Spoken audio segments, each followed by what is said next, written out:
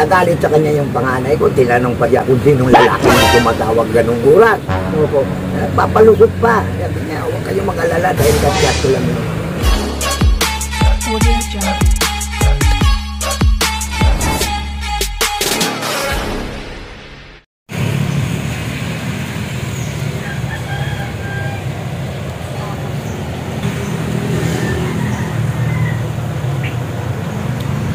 Green leaves, ika nga eh.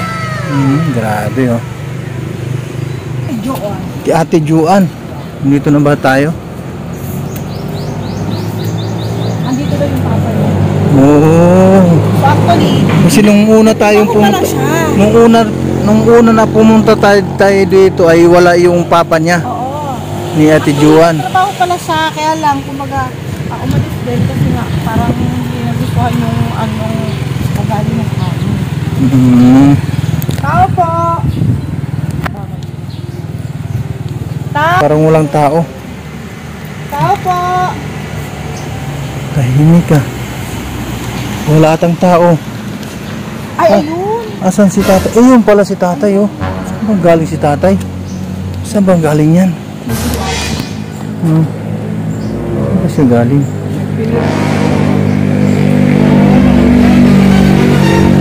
Anong binili niya? Tay, makikain kami! Makikain kami. Oh, makikain kami.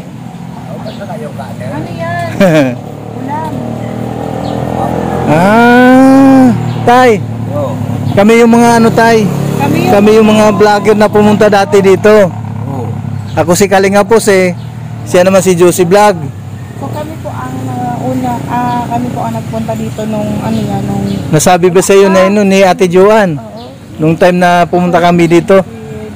Matagal na nga kung ilang buwan yun nakalipas. 2 months. Alimutan mo na siguro. Anong pangalan mo tay?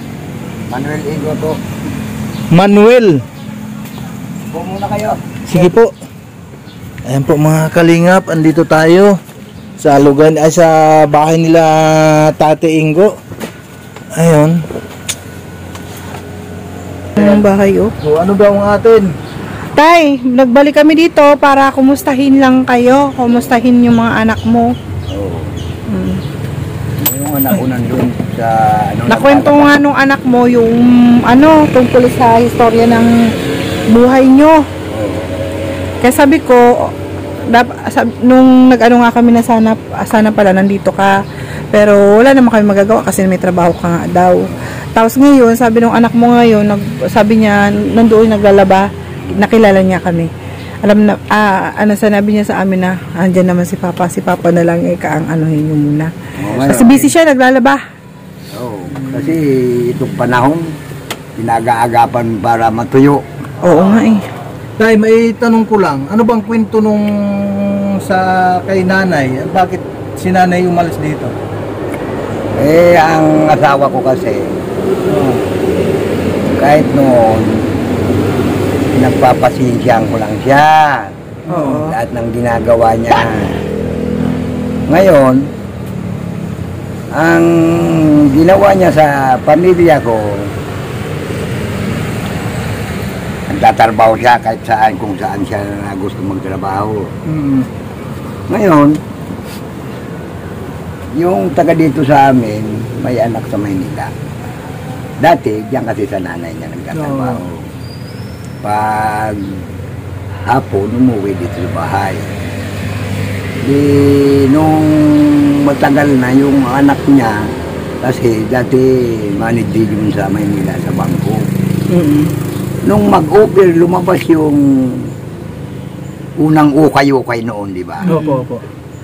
Siguro na-opera nung mga kakilala na maganda yung gano'n na negosyo.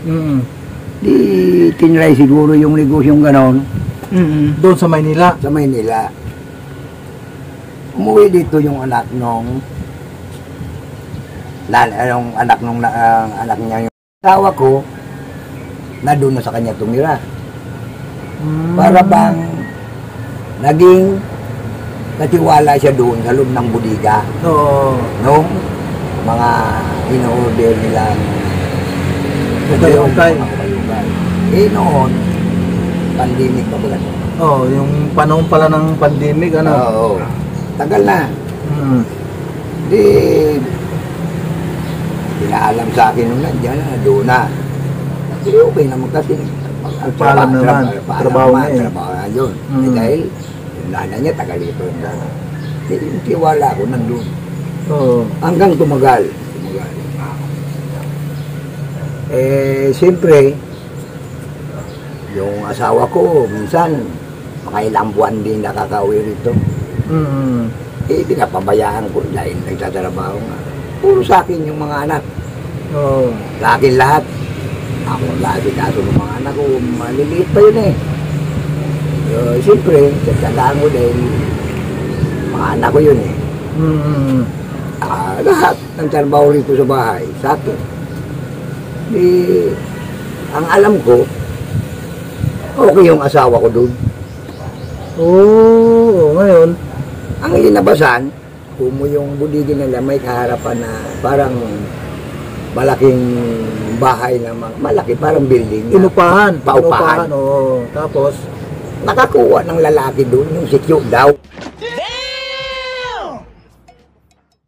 Sikyo daw. Sikyo daw. mm. Sige lang.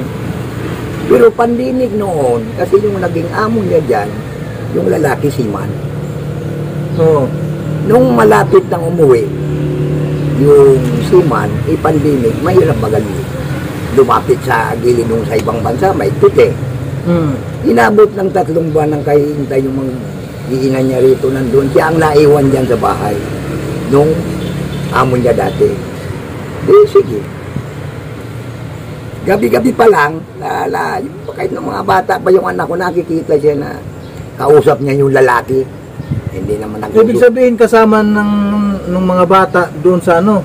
Ay, hindi yun. Ay, hindi naman. Nandito nga sa akin. Ang problema ngayon, panlinik pa lang, magkakilala na sa Facebook. Magkakilala sa Facebook. Sa Facebook. Oo. Kasi may cellphone din yun. Oo. Ngayon, pinabayaan ko lang. Hindi naman nagsusundin yung mga anak ko. Sa katagalan, yung panganay ko sa Maynila rin na nagtatrabaho na. Siyempre, December noon, umuwi. Nakataon din na umuwi yung asawa ko, dito natutulog. Mm-hmm. Madaling araw, mga alas 6, tumawag yung lalaki. Nasa CR yung asawa ko, naiwan yung naiwan yung cellphone. Yung anak ko ang nakasagot. Oh. Nagalit yung anak ko, tinanong pa siya eh. Pero alam ko nang mayroon siya doon, pinapabayaan ko lang. So, Hindi. Nagalit sa kanya yung panganay ko, tinanong pa siya kung sinong lalaki yung tumatawag ganung oras. opo. Papalusot pa. Sabi niya, huwag kayong mag-alala dahil kat-chat ko lang yun. What? Yung sinabi ko sa kanya, nung lumabas na siya, kayo pumapasok.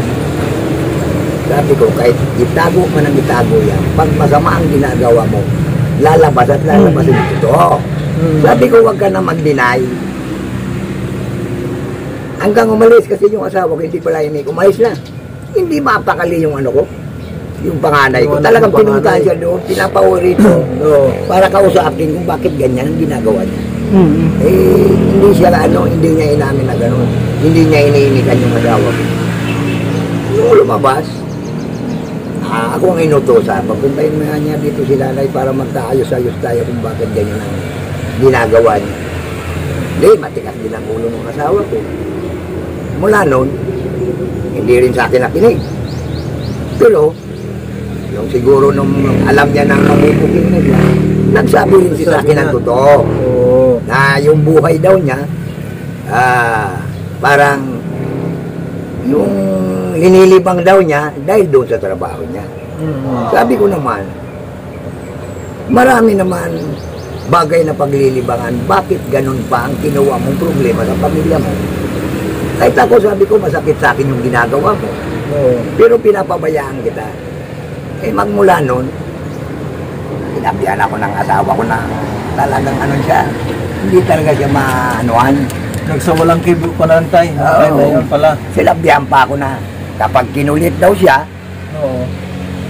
lalayasan na kami, hindi na magpapakita. Huwag mong subukan. Masisira ang buhay mo. Yun ang binitawan Yan ang binitawan niya ng asawa ko. Sabi ko, bahala ka kung ganyan ang desisyon mo. Pabayaan mo yung pamilya mo. Kasi sabi ko, bahala ka sa sarili mo kung ayaw mo makinig. Yun, umuwi na ako.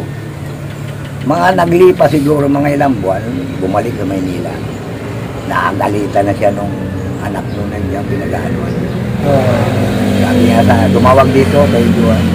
Lagi raw siyang pinagsasalita. Isip daw niya, layasan. Sabi ko, ginawa ba yung cellphone ng anak? Sabi ko, huwag kang lumaya. Kung gusto mo umalis, uwi ka rito, magpaalam ka.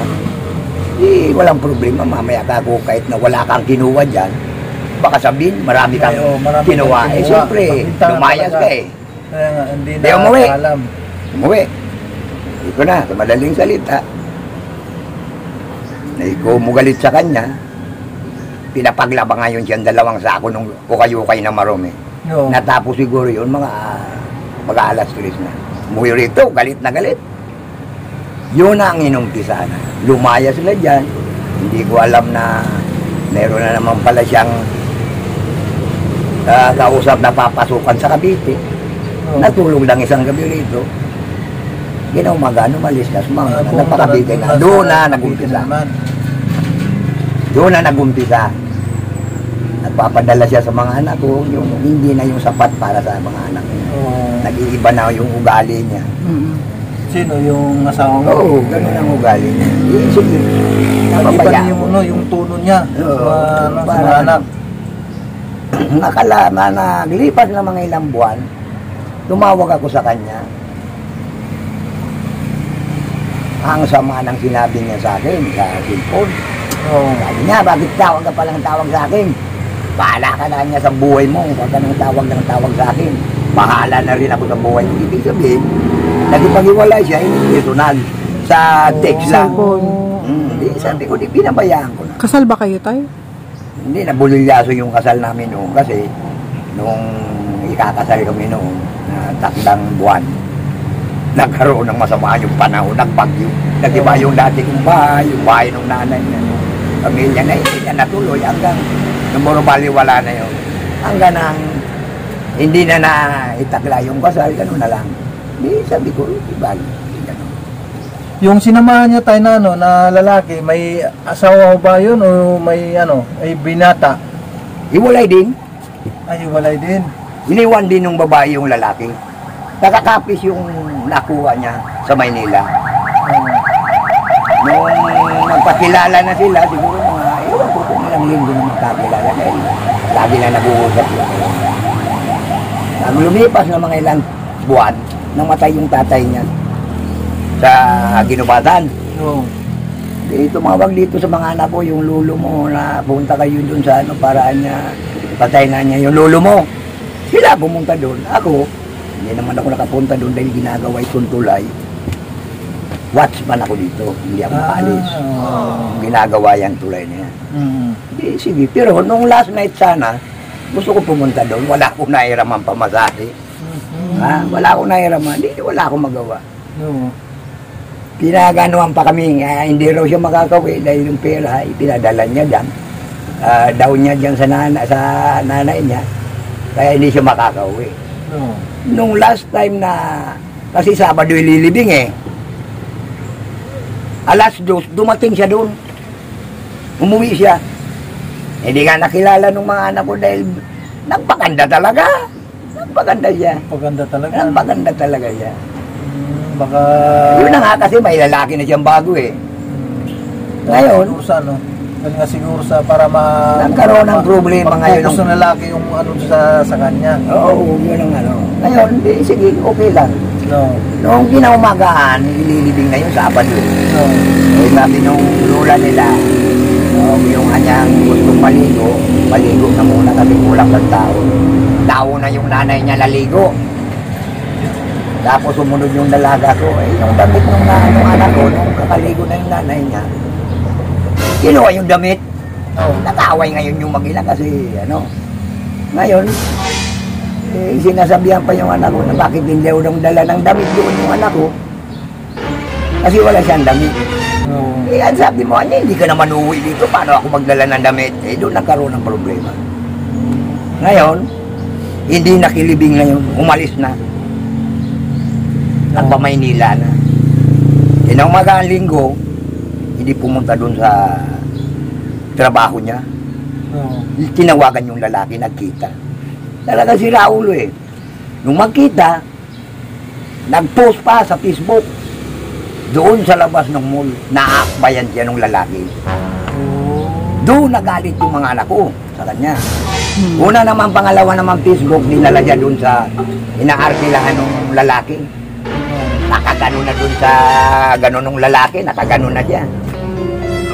Kaya doon ang magalit yung mga anak ko hanggang nakita ko. Doon nag-umpisa na, Doon na, hanggang ngayon na. dumilim ang paningin ng mga anak mo. Oo, kaya galit na galit sa kanya. Ang galit na galit.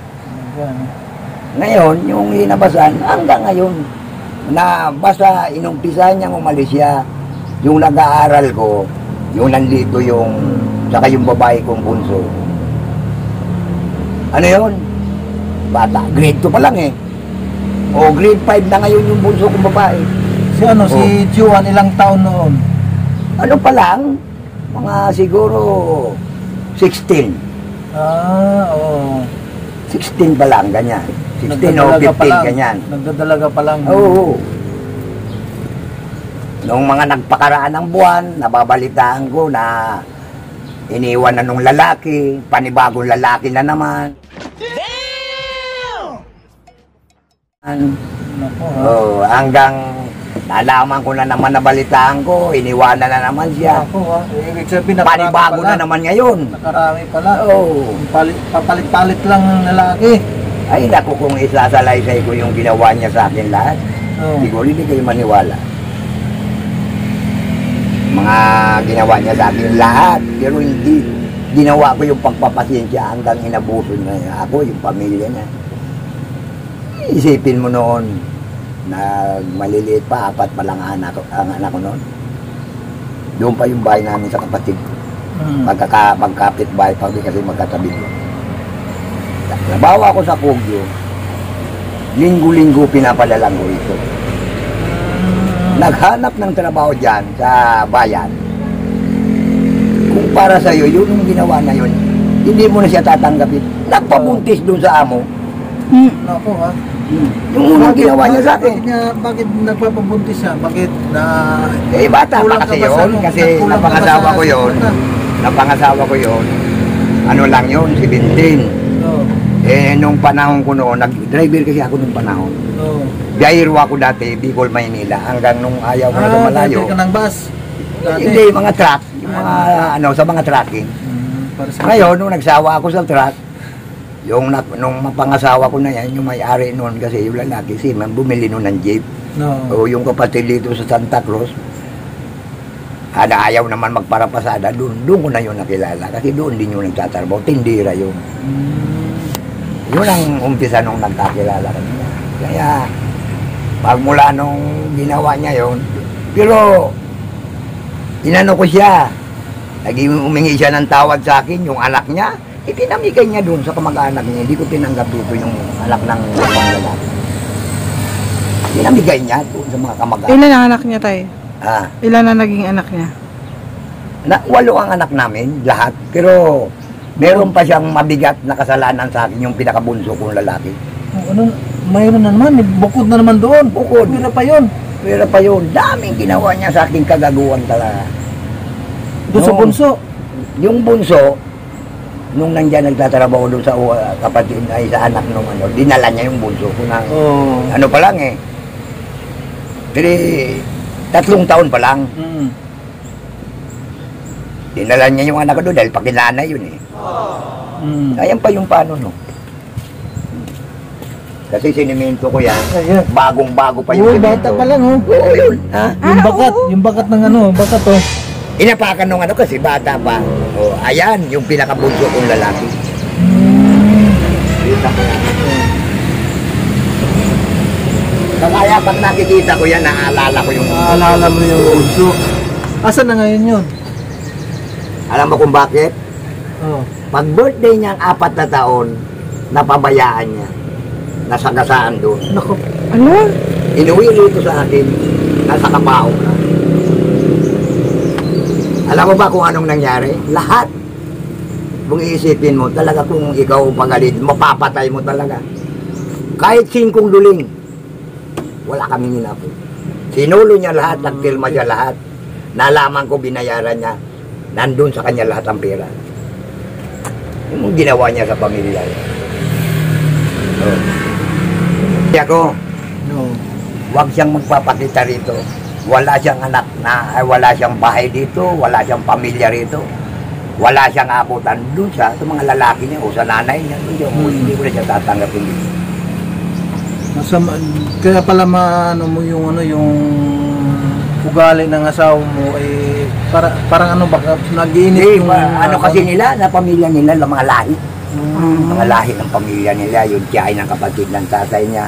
Ganon din. Nagbilang din ng lalaki, yung mga kapatid, yung babaeng kapatid niya, ganon din, iniwan din yung mga anak, yung lalaki sa Maynila, iniwan yung anak. Kaya sabi ko, wala. Hindi natitino to, pabayaan na natin. Sabi nga akin nung anak ko, ay sabi ko nga sa mga anak ko, kahit hindi kami kasal, pag tinulpo ko, yari yan.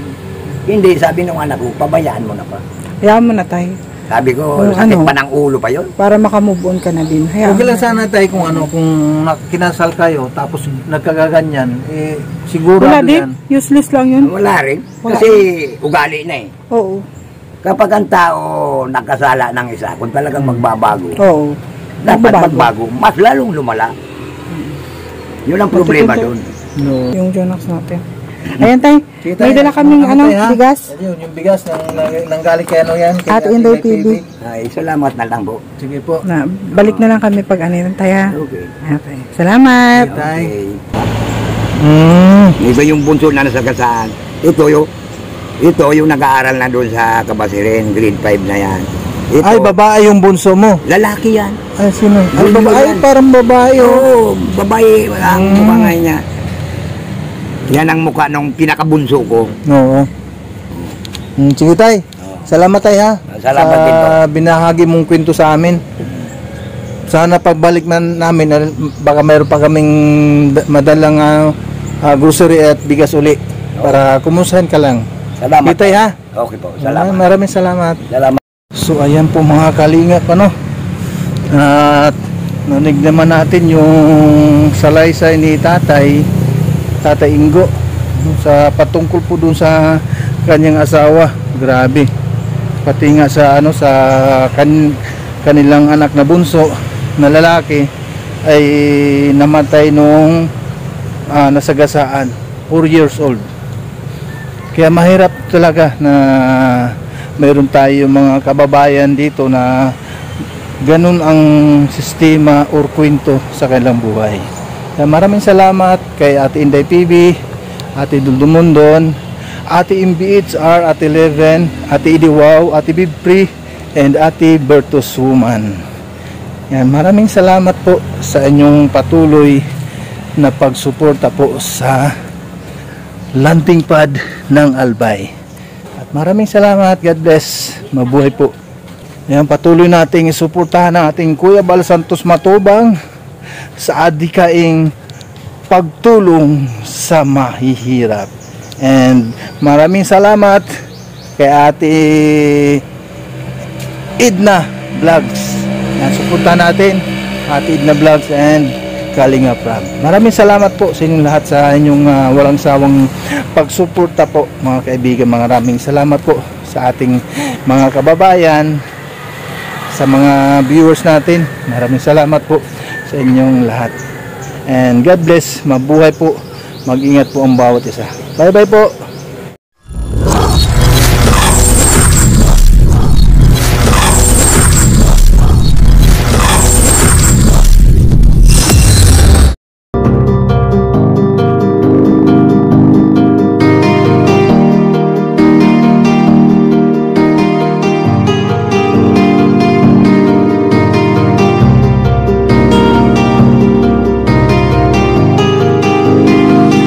Para sa inyo